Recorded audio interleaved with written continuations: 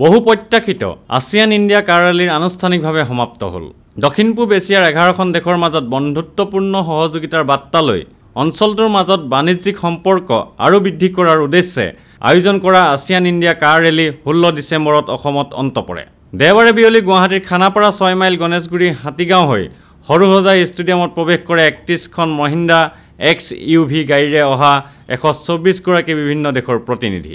অসম চৰকাৰৰ উদ্যোগত সোমবাৰে বৰ্ণিল কাৰ্যসূচীৰে অনুষ্ঠিত হয় ফ্লেগ ডাউন অনুষ্ঠানৰ। 26 নৱেম্বৰত ইণ্ডোনেছিয়াৰ পৰা আৰম্ভ হোৱা 11 দেশীয় এছিয়ান ইণ্ডিয়া কাৰ ৰেলীয়ে সুদীৰ্ঘ 22 দিনীয়া যাত্ৰাত অতিক্ৰম কৰে প্ৰায় 8000 কিলোমিটাৰ পথ।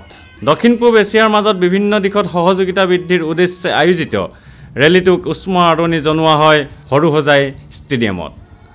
উত্তৰ পূবৰ প্ৰায় 850 গৰাকী শিল্পীয়ে অংশগ্ৰহণ কৰা সাংস্কৃতিক অনুষ্ঠানে বিভিন্ন দেশৰ প্ৰতিনিধিসকলৰ মন চুই যায়।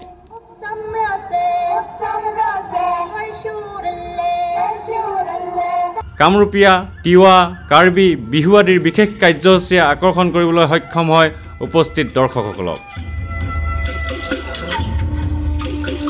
অসম আৰক্ষীৰ শেহতীয়া সংযোজন মহিলা ব্ৰিগেড বীৰাংগনাই ৰূপায়ণ কৰে বিশেষ কাৰ্যসূচী চাইলেণ্ট ড্ৰিম।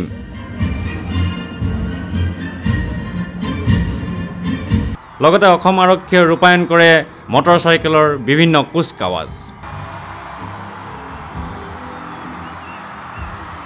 বিশেষভাৱে উল্লেখযোগ্য যে অসমৰ সুসন্তান সুধাকণ্ঠ ডক্টৰ ভূপেন হাজৰিকাদেৱৰ বিখ্যাত গীত মানুহে মানুহৰ বাবে পৰিৱেশন কৰা হয় 100 গৰাকী শিল্পীক লৈ। তাৰোপৰি we are same both brother, চাৰে জাহাঁ সে আচ্ছা, হিন্দু চিতা হামাৰা আদি চিৰসেউজীয়া গীতো পৰিৱেশন কৰা হয় অনুষ্ঠানটোত।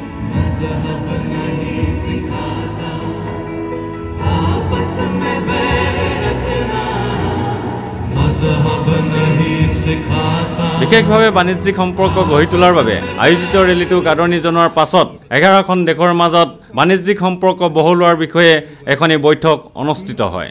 সভাখনত অসমৰ মুখ্যমন্ত্ৰী তৰুণ গগৈদেৱেও অংশগ্ৰহণ কৰে। ভাৰতৰ পূবলৈ চোৱা নীতিৰ আধাৰত 2004 চনত আৰম্ভ হোৱা এছিয়ান ইণ্ডিয়া কাৰ ৰেলীৰ সামৰণি অনুষ্ঠানত বিভিন্ন দেশৰ বাণিজ্যিক কৰ্মকৰ্তা তথা কোম্পানীসকলেও অংশগ্ৰহণ কৰি কেইবাটাও গুৰুত্বপূৰ্ণ প্ৰস্তাৱ গ্ৰহণ কৰে। বিশালভাৱে আয়োজন কৰা বৰ্ণিল কাৰ্যসূচীৰ অনুষ্ঠানটোৱে অসমলৈ বিশেষভাৱে আশাৰ বতৰা কঢ়িয়াই আনিব বুলি সকলোৱে আশা প্ৰকাশ কৰিছে।